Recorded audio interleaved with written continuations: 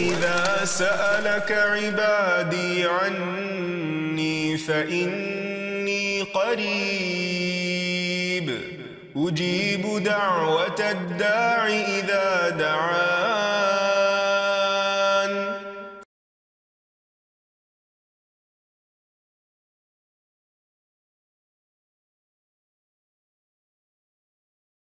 نحمده ونصلي على رسوله الكريم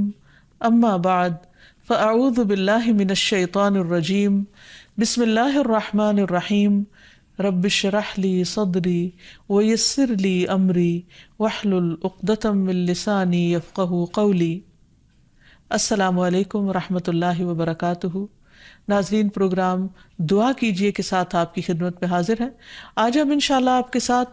بھوک اور فاقوں سے بچنے کی دعائیں شیئر کریں گے، اور ہم اس سلسلے میں دیکھیں گے کہ ہمیں ہمارا دین کیا سکھاتا ہے جب ہم پر کوئی مشکل آئے۔ جب بھی کوئی مشکل آئے تو انسان کو فوراً اپنے رب کی طرف رجوع کرنا چاہیے اور کثرت کے ساتھ دعا مانگنی چاہیے اور مانگتے ہی رہنا چاہیے، کیونکہ اللہ کے سوا اور کون ہے جو ہماری مشکل دور کر سکتا ہے، ہماری بھوک، پیاس، فقر، فاقہ، تکلیف، تنگی کو ہم سے ہٹا سکتا ہے۔ نبی صلی اللہ علیہ وسلم نے فرمایا، جب تم میں سے کوئی دعا مانگے تو کثرت سے مانگے، کیونکہ وہ اپنے رب سے مانگ رہا ہے، کسی اور سے نہیں۔ کیونکہ انسان جب کسی اور سے مانگتا ہے تو وہ ناراض ہو جاتا ہے، وہ نظریں چرانے لگتا ہے،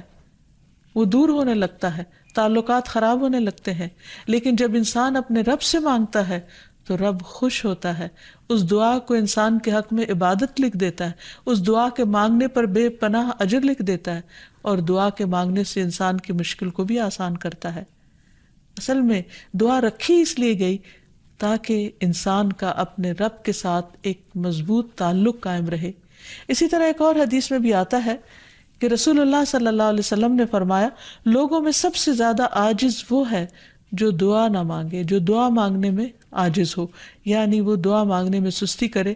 یا کم ہمتی سے کام لے یا مایوسی کرے کہ میں تو بہت مانگ چکا، اب میں تھک چکا ہوں اور میری دعا تو سنی نہیں جاتی۔ نہیں، انسان کبھی بھی اپنے رب سے مایوس نہ ہو، لیکن یاد رہے کہ دعا مانگنے سے پہلے ہمیشہ اللہ سبحانہ وتعالیٰ کی حمد و ثنا کرے۔ ایک شخص نبی صلی اللہ علیہ وسلم کے پاس حاضر ہوا اور کہنے لگا کہ یا رسول اللہ صلی اللہ علیہ وسلم،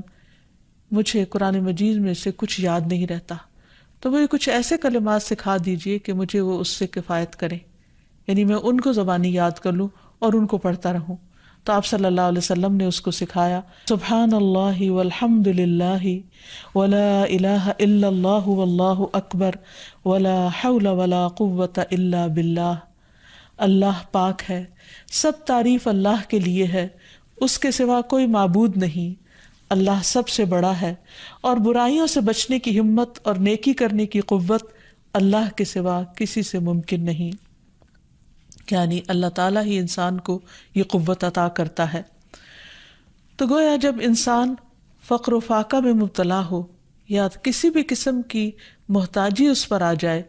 تو پھر اللہ سبحانہ وتعالیٰ ہی کی طرف رجوع کرے، کثرت کے ساتھ درود شریف پڑھے، اور خصوصاً دعا سے پہلے درود شریف کا پڑھنا قبولیت کا باعث بنتا ہے۔ اور اس میں درود ابراہیمی بھی پڑھا جا سکتا ہے، اور اس کے علاوہ مختصر درود جو ہیں وہ بھی پڑھے جا سکتے ہیں۔ کم سے کم اتنا تو کہے صلی اللہ علیہ وسلم، اور جتنی بار کہے گا ہر بار کہنے سے 10 رحمتیں اس پر آئیں گی۔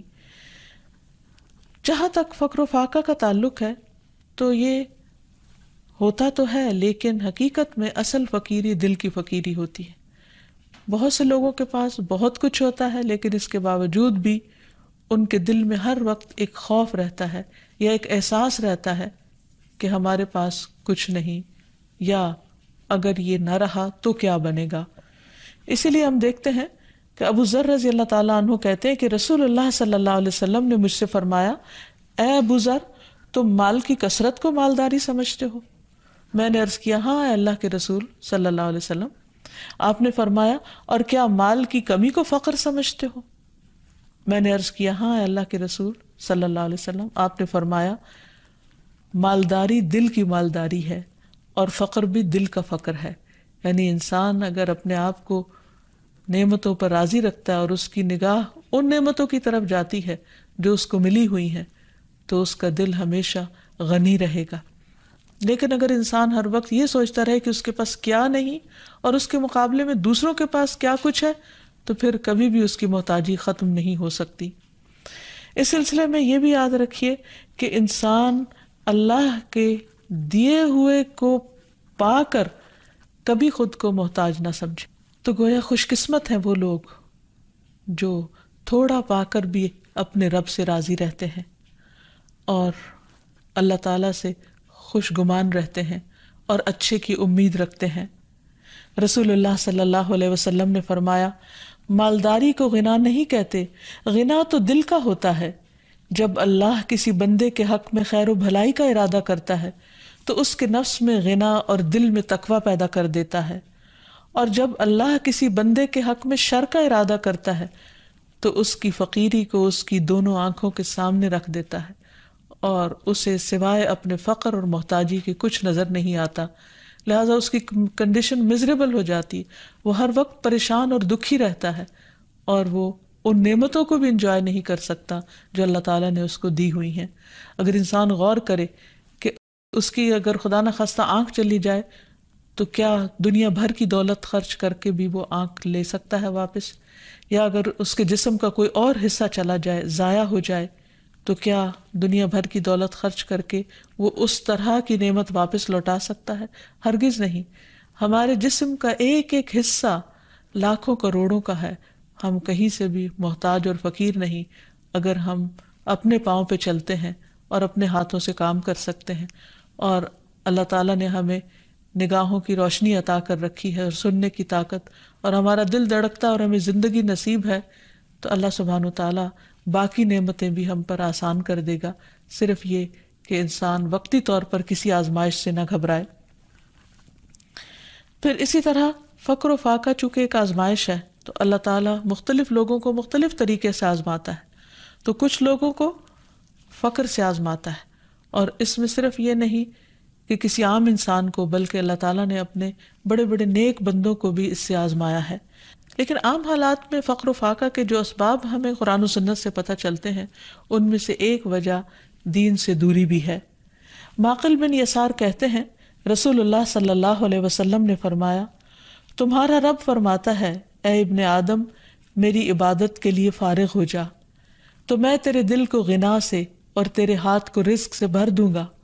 اے ابن آدم، مجھ سے دور نہ ہو ورنہ میں تیرے دل کو فقر سے اور تیرے ہاتھ کو شغل اور مصروفیت سے بھر دوں گا، یعنی تم کام بھی کرتے رہو گے لیکن تمہارا غم کبھی دور نہیں ہوگا۔ قرآن مجید سے بھی ہمیں واضح طور پر یہ بات پتہ چلتی ہے کہ جو شخص اللہ کے ذکر سے منہ موڑتا ہے، اللہ تعالیٰ دنیا کی زندگی بھی اس پر تنگ کر دیتے ہیں۔ فرمایا، وَمَنْ أَعْرَضَ عَنْ ذِكْرِي فَإِنَّ لَهُ مَعِيشَةً ضَنْكًا وَنَحْشُرُهُ يَوْمَ الْقِيَامَةِ أَعْمَىٰ۔ فرمایا، اور جو میری یاد سے منہ موڑے گا تو اس کی زندگی تنگ ہو جائے گی اور قیامت کے دن ہم اسے اندھا کر کے اٹھائیں گے۔ اور حقیقت یہ ہے کہ یہ آیت بالکل سچی ہے، کیونکہ جو شخص صرف دنیا کی محبت میں مبتلا ہو جاتا ہے اور دنیا ہی کا ہم و غم پال لیتا ہے، پھر اس کی یہی کیفیت ہو جاتی ہے کہ سب کچھ ہوتے ہوئے بھی اس کے اندر تنگی رہتی ہے۔ رسول اللہ صلی اللہ علیہ وسلم نے فرمایا، جو اپنی فکر آخرت کو بنا لیتا ہے تو اللہ تعالیٰ اس کے تمام امور کو جمع کر دیتا ہے اور اس کے دل کو بے نیاز کر دیتا ہے، اور دنیا اس کے پاس ذلیل ہو کر آتی ہے، اور جس کی نیت صرف دنیا حاصل کرنے کی ہو، یعنی وہ آخرت کو بھولا ہوا ہو، اللہ اس کی تنگیوں کو اس پر کھول دیتا ہے، اس کا فقر اس کی آنکھوں کے سامنے آتا ہے اور اسے صرف اتنی ہی دنیا ملتی ہے جتنی اس کے لیے لکھی جا چکی ہوتی ہے، اس سے زیادہ نہیں ملتی۔ تو اس لیے انسان کو ہمیشہ اللہ سبحانہ وتعالیٰ کی طرف رجوع کرنا چاہیے، اور جو کچھ انسان کو ملا ہے اس پر راضی رہنا چاہیے، شکر ادا کرتے رہنا چاہیے، اور فقر و فاقہ کے علاج کے لیے اللہ تعالیٰ سے ہی دعائیں کرنی چاہیے۔ ابو ذر غفاری کہتے ہیں، نبی صلی اللہ علیہ وسلم اللہ سبحانہ وتعالیٰ سے روایت کرتے ہیں کہ بے شک اللہ تعالیٰ فرماتا ہے، اے میرے بندو، تم سب بھوکے ہو سوائے اس کے کہ جسے میں کھلاؤں، تو تم مجھ سے کھانا مانگو، میں تمہیں کھلاؤں گا۔ اے میرے بندو، تم سب برہنہ ہو سوائے اس کے جسے میں لباس پہناؤں، تو تم مجھ سے لباس مانگو، میں تمہیں لباس پہناؤں گا۔ تو حقیقت یہ ہے کہ سب کچھ دینے والا اللہ ہے، اس لیے انسان اپنی چھوٹی سے چھوٹی اور بڑی سے بڑی ضرورت اللہ تعالیٰ کے سامنے ہی رکھے، اور جب انسان اللہ سے مانگتا ہے تو اس کا فقر دور ہو جاتا ہے، اور اللہ پر بھروسہ ہی دراصل انسان کو غنی کر دیتا ہے، اور اللہ تعالیٰ اپنے فضل سے بندوں کو غنی کرتا ہے اور ان پر اپنی رحمت نازل کرتا ہے۔ قرآن مجید میں آتا ہے وَأَنَّهُ هُوَ أَغْنَى وَأَقْنَى، وہی تو ہے جس نے غنی کیا اور دولت عطا کی۔ بعض اوقات وہ دے کر لے لیتا ہے، بعض اوقات دینے کے بعد پھر وہ مزید دیتا ہے، اور یہ سب اس کے اپنے فیصلے ہیں، لیکن انسان کو ہر صورت میں اللہ تعالیٰ کی طرف ہی رجوع کرنا چاہیے اور اللہ تعالیٰ کی تقسیم پر راضی رہنا چاہیے، قناعت اختیار کرنی چاہیے۔ اور جب انسان پر فقر و فاقہ یا بھوک کی کوئی کیفیت طاری ہو تو نبی صلی اللہ علیہ وسلم کی بھوک کو یاد کر لینا چاہیے۔ یہ حدیث یاد رہے کہ رسول اللہ صلی اللہ علیہ وسلم اس دنیا سے رخصت ہو گئے اور آپ نے کبھی جو کی روٹی بھی آسودہ ہو کر نہیں کھائی۔ ایک اور روایت میں آتا ہے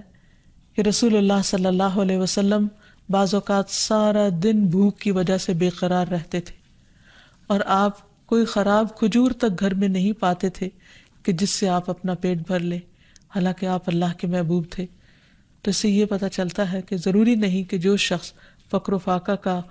شکار ہو جائے اللہ تعالیٰ اس پر ناراض ہی ہو۔ بعض اوقات اللہ تعالیٰ اپنے پیارے بندوں کو آزماتا ہے، انہیں مختلف طرح کے امتحانوں میں ڈالتا ہے تاکہ انہیں اور زیادہ اپنا مقرب بنا لے۔ پھر اسی طرح انسان جب دعائیں کرے تو جو دعائیں ہمیں قرآن و سنت میں سکھائی گئی ہیں ان سے خاص طور پر اللہ تعالیٰ سے مدد مانگتا رہے، کیونکہ ساری تکلیفیں صرف اللہ ہی دور کرتا ہے۔ اللہ تعالیٰ فرماتے ہیں قل أفرأيتم ما تدعون من دون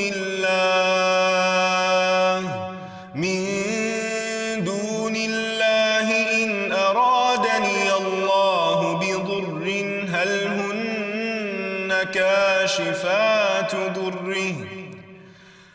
هن كاشفات ضره أو أرادني برحمة هل هن ممسكات رحمته قل حسبي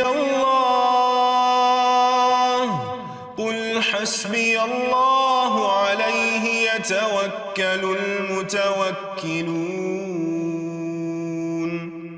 آپ انہیں کہیے بھلا دیکھو جنہیں تم اللہ کے سوا پکارتے ہو، اگر مجھے کوئی تکلیف پہنچانا چاہے تو تمہارے معبود اس کی پہنچائی ہوئی تکلیف کو کیا دور ہٹا سکتے ہیں؟ یا اگر وہ مجھ پر رحمت کرنا چاہے تو یہ اس کی رحمت کو روک سکتے ہیں؟ ان سے کہیے مجھے اللہ کافی ہے اور بھروسہ کرنے والے اسی پر بھروسہ کرتے ہیں۔ تو گویا ہر تکلیف کے معاملے میں رجوع اللہ کی طرف ہو، اسی پر بھروسہ ہو، اسی پر توکل ہو، اسی کے آگے گریہ و آہذاری ہو اور اسی سے انسان مانگتا رہے۔ تو یہ چند ایک دعائیں ہیں جو ابھی آپ کو بتائی جائیں گی جو انسان ایسی تکلیف کے موقع پر پڑھ سکتا ہے۔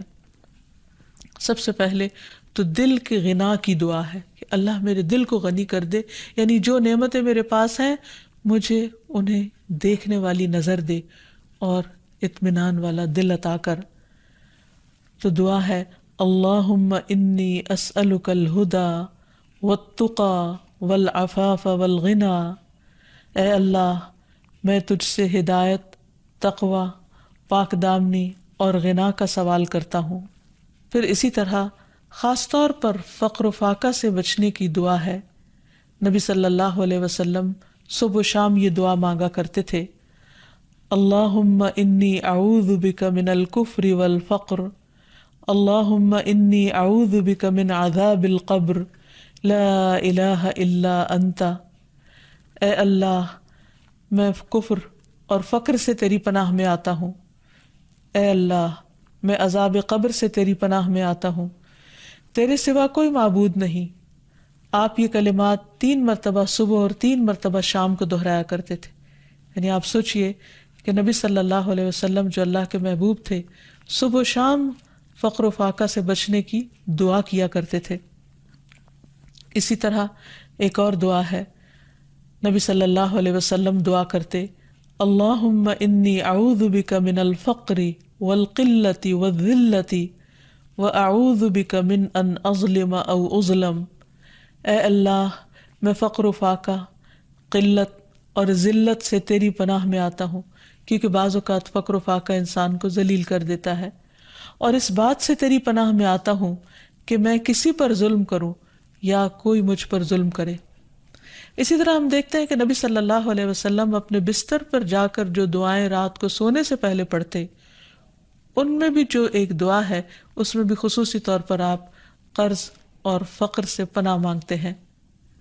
ابو ہریرہ روایت کرتے ہیں کہ رسول اللہ صلی اللہ علیہ وسلم جب بستر پر تشریف لاتے تو کہا کرتے تھے، اللہم رب السماوات والارض ورب کل شیء فالق الحب والنوى ومنزل التوراة والانجیل والقرآن اعوذ بک من شر ذی شر انت آخذ بناصیته انت الاول فلیس قبلک شیء وانت الآخر فلیس بعدک شیء وانت الظاہر فلیس فوقک شیء وانت الباطن فلیس دونک شیء اقض عنی الدین واغننی من الفقر. اس کا ترجمہ ہے، اے اللہ 7 آسمانوں اور زمین کے رب اور ہر چیز کے رب، دانے اور گٹلی کو چیرنے والے، تورات اور انجیل اور قرآن نازل کرنے والے، میں تجھ سے ہر اس چیز کے شر سے پناہ مانگتا ہوں جسے تو اس کی پیشانی کے بالوں سے پکڑنے والا ہے. تو سب سے پہلے ہے، تجھ سے پہلے کچھ نہیں، تو ہی آخر ہے، تیرے بعد کچھ نہیں، تو سب سے اوپر ہے، تیرے اوپر کچھ نہیں، اور تو ہی باطن میں ہے، تجھ سے مخفی کچھ نہیں. اے اللہ میرا قرض ادا کر دے اور مجھے فقر سے بے نیاز کر دے. تو اس میں آپ دیکھیے کہ اللہ سبحانہ وتعالیٰ کی صفات کا ذکر ہوا ہے کہ اللہ سبحانہ وتعالیٰ 7 آسمانوں اور زمینوں کا مالک ہے. اور آپ دیکھیے کہ زمین کے ایک چھوٹے سے ٹکڑے میں بھی کتنی خیر و برکت ہوتی ہے، کتنی بھلائی ہوتی. کہا یہ کہ وہ پوری زمین کا مالک، اور صرف اس زمین کا نہیں، باقی زمینوں کا بھی مالک، تمام ستاروں سیاروں کا مالک، سارے آسمانوں اور جو کچھ ان کے اندر ہے ان سب کا مالک. اور پھر فالق الحب والنوى کہہ کے یہ بتایا گیا کہ اللہ تعالیٰ زبردست قدرت کا مالک ہے. وہ زمین کے اندھیروں میں بیج اور گٹلی کو پھاڑتا ہے اور اس سے بہترین پودے نکالتا ہے جس میں انسان کے رزق کا سامان ہے. پھر زمین سے بھی کچھ رزق نکلتا ہے اور آسمان سے بھی اترتا ہے. پھر تورات، انجیل اور قرآن روحانی رزق ہیں، ان کا ذکر کیا گیا. ان تمام چیزوں کا ذکر کر کے، اللہ تعالیٰ کی صفات بیان کر کے، پھر ہر چیز کے شر سے پناہ مانگی گئی جس کا کنٹرول اللہ کے ہاتھ میں ہے. اور پھر اللہ تعالیٰ کے کچھ ناموں اور صفات کا ذکر کیا گیا کہ اللہ تو سب سے اول ہے اور تو ہی سب سے آخر ہے، نہ کوئی تجھ سے پہلے ہے اور نہ کوئی تجھ سے بعد، یعنی سب چیزیں تیرے ہی کنٹرول میں ہیں. تو ہی ہر ایک کا مالک ہے اور تیرے اوپر کوئی بھی نہیں ہے، اور تو ہی ظاہر ہے اور تو ہی باطن ہے، اور تجھ سے کچھ بھی چھپا ہوا نہیں. اور یہ ساری صفات ذکر کر کے آخر میں کیا فرمایا کہ تو میرا قرض ادا کر دے اور جو مجھے فقر سے بے نیاز کر دے. تو جو شخص یہ دعا مانگے گا انشاءاللہ اسے مالی مشکلات سے، پریشانی سے نجات ملے گی. پھر اسی طرح نبی صلی اللہ علیہ وسلم رات کے وقت جب بھوک کی شدت سے آپ کی آنکھ کھل جاتی اور آپ بے قرار ہوتے تو آپ یہ دعا پڑھا کرتے تھے، لا الہ الا اللہ الواحد القہار رب السماوات والارض وما بینہما العزیز الغفار. کوئی معبود برحق نہیں مگر اللہ جو اکیلا اور زبردست ہے، آسمانوں، زمین اور ان کے درمیان کی تمام چیزوں کا رب ہے، وہ غالب اور بہت بخشنے والا ہے. پھر اسی طرح انسان بھوک سے پناہ مانگے اور اللہ تعالیٰ سے خاص دعا کرے کہ انسان کو ایسی تمام اذیتوں سے نجات دے جو اس کے لیے مشکل کا باعث بنتی ہے. اللہم انی اعوذ بک من الجوع فإنہ بئس الضجیع، اے اللہ میں بھوک سے تیری پناہ مانگتا ہوں، بے شک وہ بہت بری ساتھی ہے۔ پھر ایک اور موقع پر نبی صلی اللہ علیہ وسلم ان کلمات کے ذریعے دعا کیا کرتے تھے، اللہم انی اعوذ بک من فتنۃ النار وعذاب النار ومن شر الغنی والفقر، اے اللہ میں پناہ چاہتا ہوں آگ کے فتنے اور آگ کے عذاب سے، اور مالداری اور ناداری کے شر سے، کیونکہ دونوں کے اندر اپنا اپنا شر ہے کہ انسان کے پاس بہت کچھ ہو تو بھی اس کے اندر بگاڑ آنے کا ڈر ہے، اور اگر کچھ نہ ہو تو فقر انسان کو کفر کے قریب کر دیتا ہے۔ پھر اسی طرح دیے جانے اور روکے جانے کے شر سے بچنے کی دعا سکھائی گئی۔ نبی صلی اللہ علیہ وسلم یہ دعا مانگا کرتے تھے، اللہم لا قابض لما بسطت ولا باسط لما قبضت ولا ہادی لمن اضللت ولا مضل لمن ہدیت ولا معطی لما منعت ولا مانع لما اعطیت ولا مقرب لما باعدت ولا مباعد لما قربت واعوذ بک من شر ما اعطیتنا وشر ما منعت منا، اے اللہ جو تو پھیلا دے اسے کوئی سمیٹنے والا نہیں، اور جو تو سمیٹ لے اسے پھیلانے والا کوئی نہیں، یعنی ساری طاقت تیرے ہی ہاتھ میں ہے، ساری طاقت کا مالک تو ہی ہے۔ جسے تو گمراہ کر دے اسے کوئی ہدایت دینے والا نہیں، اور جسے تو ہدایت دے اسے کوئی گمراہ کرنے والا نہیں، جس سے تو روکے اسے کوئی دینے والا نہیں، اور جسے تو دے اس کو کوئی روکنے والا نہیں، جسے تو دور کر دے اسے کوئی قریب کرنے والا نہیں، اور جسے تو قریب کر دے اسے کوئی دور کرنے والا نہیں۔ اور میں تیری پناہ مانگتا ہوں ہر اس چیز کے شر سے جو تو نے ہمیں دی، اور اس چیز کے شر سے جو تو نے ہم سے روک لی۔ تو اللہ تعالیٰ سے دعا ہے کہ وہ ہمیں دنیا اور آخرت کی تمام آزمائشوں، پریشانیوں اور مشکلات سے اپنی حفاظت میں رکھے۔ وآخر دعوانا ان الحمد للہ رب العالمین۔ السلام علیکم ورحمۃ اللہ وبرکاتہ۔ ولم أكن بدعائك رب شقيا۔